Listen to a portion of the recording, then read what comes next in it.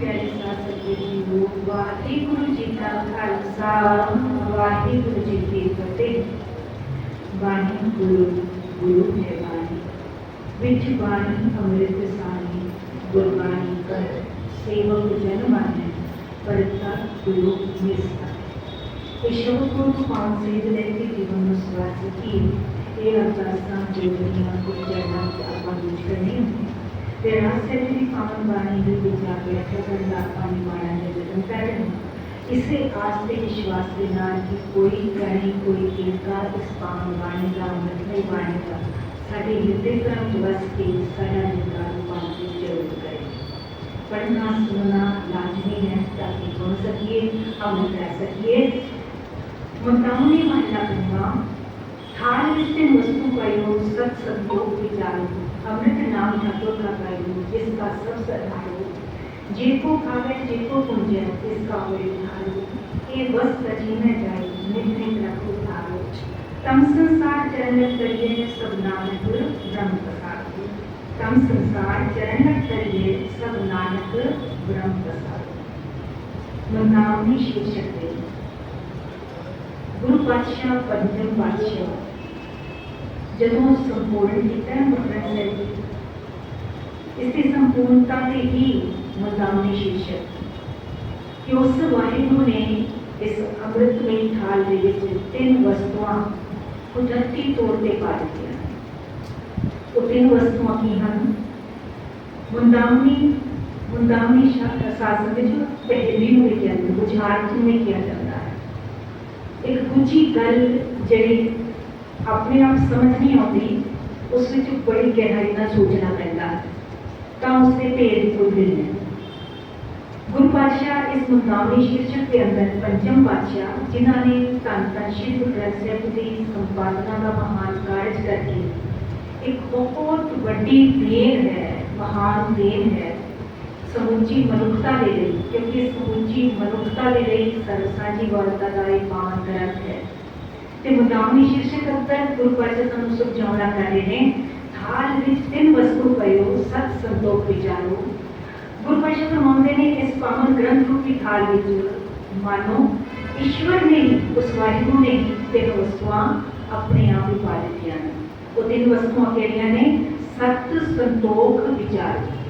सत है एक ते सच दे ले आता है एक उच्चे सुच्चे आचरण ले आता है बंदे का आचरण उच्चा सुच्चा हो जाए सच सच नाल जुड़ के ही सच्चा उच्चा सुच्चा आचरण बन सकता है।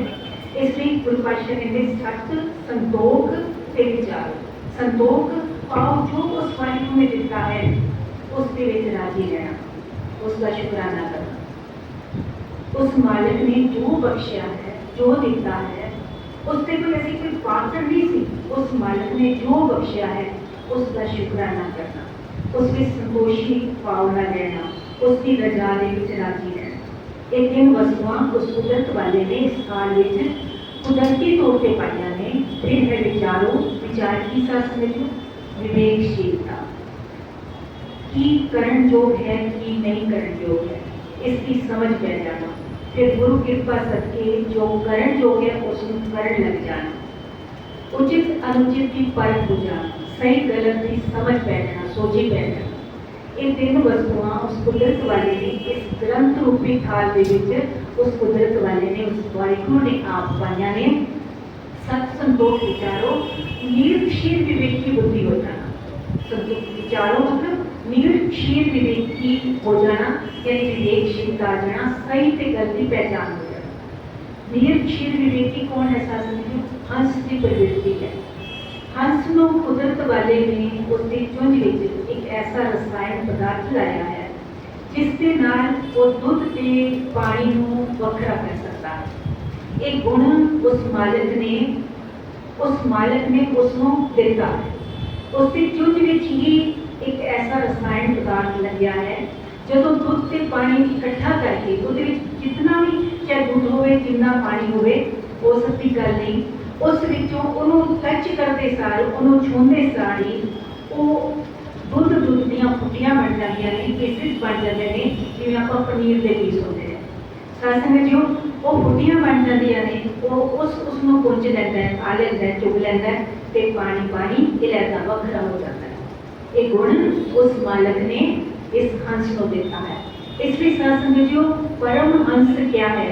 ਉਹਨਾਂ ਗੁਰਸਿੱਖਾਂ ਨੂੰ ਜਿਨ੍ਹਾਂ ਨੂੰ ਉਸ ਵਾਹਿਗੁਰੂ ਦੇ ਇਸ ਬਖਸ਼ਿਸ਼, ਜੋ ਬਖਸ਼ਿਸ਼ ਹੈ ਨਾ ਉਸ ਮਾਲਕ ਦੀ, ਉਸ ਦੀ ਸੋਝੀ ਆ ਗਈ ਹੈ, ਜੀਵਨ ਵਿੱਚ ਉਸ को आने का मकसद समझ आ गया है। जिस तरह निरक्षीर विवेकी हो गया है, सही ते गलत की जिसको पूर्णतया पहचान हो गई है। ते साथ में जो फिर सही मार्ग पे चलते हुए वो अपना जीवन संवार गया है उस मार्ग की बंदगी करके, सेवा के सिमरन के नाल ते केवल अपना ही नहीं सवारिया, जिन्नी नाम ध्याया गए मशक्कत काल नानक तेनों गुजरे तेती चुकेगा, कितने का अपने नाल पार उतारा कर गया। ये है निरक्षीर विवेकशीलता। गुरु पातशाह फरमाते हैं, थाल विच तिन वस्तु पयो सत संतोख विचारो, अमृत नाम ठाकुर का पयो इसका सब सतारो। यानी अमृत रूपी उस ठाकुर ने, उस मालिक ने अमृत रूपी की पाया है, इस विच ऐसा अमृत पाया है जेड़ा सारियां दे जीवन का आत्मक खुराक है, जीवन का असल आधार है। जिवें तन नूं खुराक की लोड़ है ना, कुछ समय लिए ना मिले तो फिर सांस में कमजोर हो जाता है शरीर, तो बहुता देर ना मिले तो शारीरिक मौत हो जाती है। इसी तरह ये आत्मा को इस बंदगी की खुराक ना मिले तो फिर सांस में जो इस कहने कई बार आप कहने फलाने बंदे का जमीर मर गया है। आत्मक खुराक है उस मालिक की बंदगी, वो बंदगी ना मिले, वो सिमरन ना करे, नाम ना जपे तो सांस में जो उसकी आत्मक मौत हो जाती है। पहले कमजोर होता जाएगा, फिर आत्मक मौत हो जाएगी, फिर उन्होंने सही गलत का कुछ भी समझ ही नहीं है, जीवन का मकसद ही पता नहीं है कि मैं करण की आया हाँ। मैंने उस मालिक ने इतनी बड़ा जो सब तो सर्वोत्तम जोड़ी में भेजा है मनुष्य जीवन, जिससे देवते योजने ने वो पाके मैं कर ही रहा है। इसलिए जब उस समझ आ गई फिर उस मार्ग पे उसने चलना शुरू कर दिया। गुरु पातशाह फरमाते हैं, अमृत नाम ठाकुर का पायो जिसका सब सदारो, उस परमात्मा रूपी अमृतमयी नाम इस विच पाया गया है। इसलिए सत नाम क्या है ना, नाम दे दुनिया दे हर पदार्थ का, हर जीव का है ना, पर सच नाम उस परम पिता परमात्मा का है। इसलिए गुरु पातशाह एक ओंकार तो बाद कि वो परमात्मा एक है, उसका नाम सदैव सच है। सत नाम ते जिहड़ा सच्चे दे नाल जुड़ जाता है उस विच उस पार ब्रह्म परमेश्वर दे गुण आने शुरू हो जाते हैं। इसलिए गुरु पातशाह समझाते हैं, अमृत नाम ठाकुर का पायो जिसका सब सदारो, जिसका सब नो आधार है कि जिहड़ा जीवन का आश्रय है वो उसको बिना आत्मक जीवन बनया ही नहीं, मतलब रह ही नहीं सकता। आत्मक जीवन नहीं रह सकता, आत्मक जीवन सही नहीं चल सकता जेकर इसनो उस नाम का, अमृत रूपी नाम का आधार आसरा ना होवे। जेको खावे जेको पूजे तिसका उतारो। फिर बड़ी प्यारी समझाइश करते हैं गुरु पंचम पातशाह, जेको खावे ये जिहड़ा अमृत है ना, इसको जिहड़ा इस भोजन इस आत्मक भोजन को जो खांदा है ते फिर खा के पचा भी लेता है। जेको खावे जेको पूजे तिसका होए उतारो। ते संत यानी मस्कीन जी कहते होंगे सन कि आहार ही चिकित्सा है, आहार ही रोग है।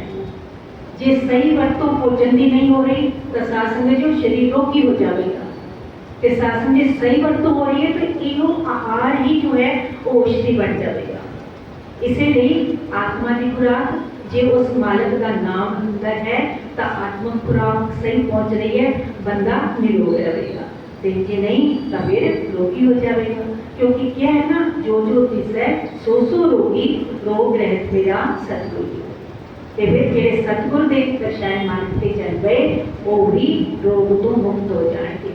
वो हर हर नाम औखद रोग देवे काटे जम की बंदा, वो हरि नाम की औषधि तो पांदा है। हरि नाम ही आधार है जीवन का, ते वो औषधि जिहड़ी है गुरु कोल है। ते गुरु जदों वो मुख विच पांदा है तो केवल दुख ही नहीं जो जवान की फास भी कटी जाती है, आवागमन हो जाता है। गुरु पातशाह समझाते हैं, जेको खावे जेको पूजे किसका होए उधारो, उसका उधार हो जाता है। ये वस्तु तजी ना जाए नित नित रखूगा, कहते ये वस्तु त्यागन जोग नहीं है। इन्हें भी एक दिन नाम जप लिया तो हो गया काम खत्म। ये वस्तु तजी ना जाए, ये वस्तु जी पा दी ना अमृत रूपी नाम परमात्मा ने, सत संतोष विचार जिहड़े ने ये चीज़ां पा दित्तियां गईयां ने, ये त्यागण योग नहीं ने। ये नित नित रखो उधारो, नित नित हर रोज इसनों अपने हृदय में वसा के रखो, नित नित रख उधारो। फिर की होगा, ये वस्तु जी न जाए नित नित रख उधारो, तम संसार चरण तरिए सब नानक ब्रह्म प्रसारो।